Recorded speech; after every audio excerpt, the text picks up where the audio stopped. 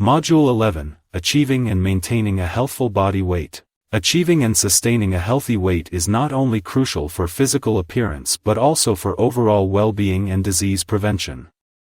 A healthful weight has many qualities including, being appropriate for your age, can be maintained without constant dieting, is acceptable to you, is based on family history of body shape and weight, promotes good eating habits, and allows for regular physical activity. There are multiple factors that play a role in determining a healthy body weight. Some of those factors include, body mass index, or BMI, is a measure of body weight relative to height used to assess weight status. Body composition refers to the percentage of fat, bone, and muscle in your body. Health professionals use body composition to see if a person is at a healthy weight for their body. Fat distribution refers to where in the body fat tissue is more likely to be found. People who have more fat tissue in their upper body are described as being apple-shaped, those with more tissue in the lower body are described as being pear-shaped. Upper body obesity is unhealthy and puts a person at risk for many chronic diseases, such as type 2 diabetes, heart disease, and hypertension, while lower body obesity is not considered dangerous. Body mass index, BMI, is a ratio of an individual's body weight to their height squared. The broad categories that the results fall in are underweight, normal weight, overweight, and obese. While it can be a useful tool in evaluating a person's overall health, it is important to keep in mind a person's BMI result can be easily skewed. For example, someone who exercises often may have very little body fat and a lot of lean tissue. This would make the person seem obese on a BMI chart, but the person might actually have a healthy weight. Further, lactating, nursing, mothers will have a higher BMI result due to their relatively higher weight postpartum. Body composition and energy. Body composition is the measurement of body fat and muscle mass. Body fat is also known as adipose tissue, muscle mass is also known as lean tissue. When a person loses weight but does not increase their physical activity, she will lose mostly lean body tissue, muscle. This is due to the body using muscle tissue as a source of energy. The person should increase their physical activity to build up the muscles. In this situation, the body will use body fat, adipose tissue, for energy instead. Another factor that plays a role in a person's body composition is their basal metabolic rate. Basal metabolic rate, BMR, is the energy expended to maintain basal, or resting, functions of the body. It is approximately 60–75% of a person's total energy expenditure. A person's BMR is largely determined by their total lean mass, especially muscle mass, because lean mass requires a high amount of energy to maintain. The people who are more likely to have a higher BMR include men, people who are more physically active, women who are pregnant or lactating, taller people, they have more surface area, and younger people. It is common that a person's BMR changes as they age, decreasing between 3–5% per decade after the age of 30. An additional factor that has a role in body composition is energy balance. Energy balance occurs when energy intake is equal to energy expenditure.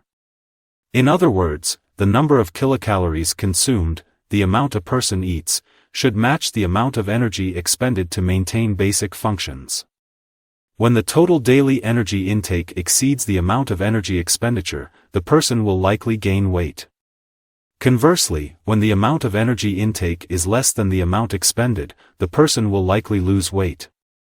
For every 3,500 kilocalories, a person will likely gain 1 pound. This can be used to help a person calculate how many calories they would need to consume to lose weight. An example of this is described below. For example, Mary would like to lose 2 pounds a week. Her present energy intake is 4,400 kilocalories a day. She does not change her energy expenditure. To lose weight, she would need to first figure out how many calories she is consuming each week, 4,400 kilocalories x 7 days a week, which equals 30,800 kilocalories. She would then need to figure out how many calories she would need to stop consuming to lose weight, 3,500 kilocalories x 2 pounds, that she would like to lose, equals 7,000 kilocalories.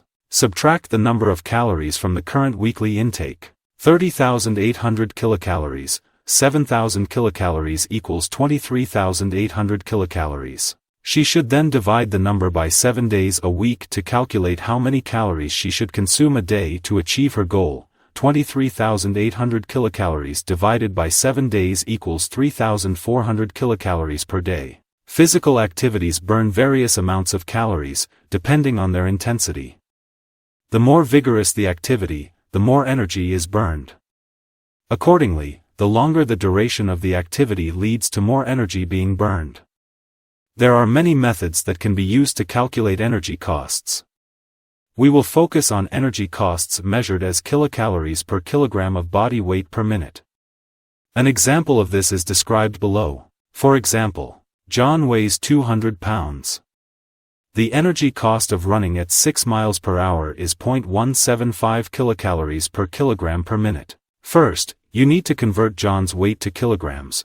200 pounds divided by 2.2 pounds per kilogram is 90.91 kilograms. Multiply John's weight in kilograms by the energy cost given in the problem. 175 kilocalories per kilogram per minute, times 90.91 kilograms equals 15.91 kilocalories per minute. If John runs for 30 minutes, his energy output would be 15.91 kilocalories per minute times 30 minutes equals 477 kilocalories. If John did this 3 times a week, his weekly energy output would be 477 kilocalories times 3 times per week equals 1,431 kilocalories a week. In addition to burning energy through exercise, the body also burns calories in the digestive process itself. Approximately 5 to 10% of kilocalories consumed are used to digest those very sources of kilocalories. For example, a meal consisting of 345 kilocalories would require between 17.25 and 34.5 kilocalories to process that meal. These two tables depict a variety of information. The first table lists various restaurant items, their kilocalories, and what type of physical activity would be needed to burn off said kilocalories. The second table illustrates the number of kilocalories that would be burned within a 10-minute period based on a variety of physical activities. Using the two charts, you can calculate calorie intakes and expenditures as in the examples we discussed a bit earlier.